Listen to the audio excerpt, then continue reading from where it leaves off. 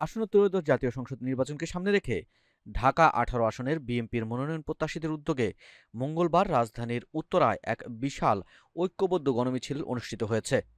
উত্তরা আমিন কমপ্লেক্সের সামনে থেকে শুরু হওয়া এই মিছিলটি আজিমপুর উত্তরা হাউস বিল্ডিং এলাকা হয়ে জমজম টাওয়ারে গিয়ে শেষ হয়।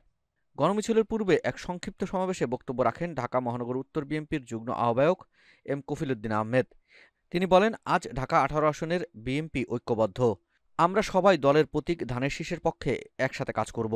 আগামী নির্বাচনে মনোনয়ন যেই পাক না কেন, আমাদের এখানকার ৪ জনের মধ্যে একজনকে সুযোগ দিতে হবে, এটাই আমার প্রত্যাশা।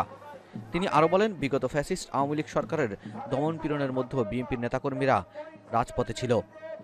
জনগণের ভোটাধিকার প্রতিষ্ঠা না হওয়া পর্যন্ত আমাদের আন্দোলন চলবে।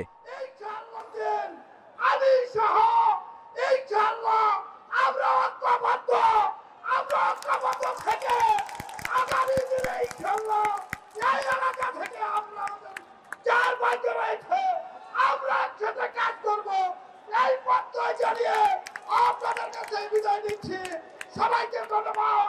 বাংলাদেশ জিন্দাবাদ। প্রিয় বন্ধুরা আমার, এই পর্যায়ে আপনাদের সম্মুখে বক্তব্য রাখবেন ঢাকা মহানগর বিএনপির সিনিয়র যুগ্ম আহ্বায়ক, সাবেক ছাত্র নেতা, এই এলাকার মাটি মানুষের নেতা জনাব মোস্তাফিজুর রহমান সেগুন আপনাদের সম্মুখে বক্তব্য রাখবেন।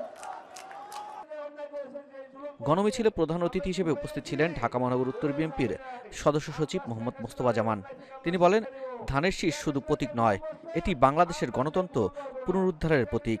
আগামী নির্বাচনে ঐক্যবদ্ধভাবে এই প্রতীককে বিজয়ী করতে হবে।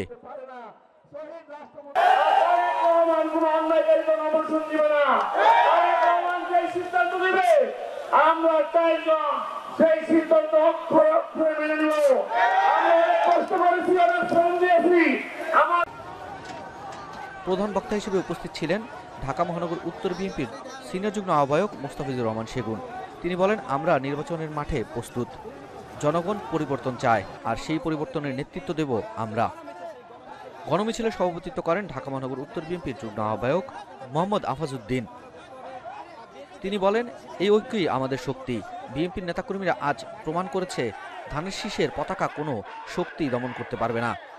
উত্তরা আজিমপুরে বিপুল সংখ্যক নেতাকর্মীর উপস্থিতিতে মিছিলটি এক উৎসবমুখর পরিবেশে পরিণত হয়। শেষে জমজম টাওয়ার এলাকায় সংক্ষিপ্ত সমাবেশের মাধ্যমে গণমিছিলের সমাপ্তি ঘোষণা করা হয়।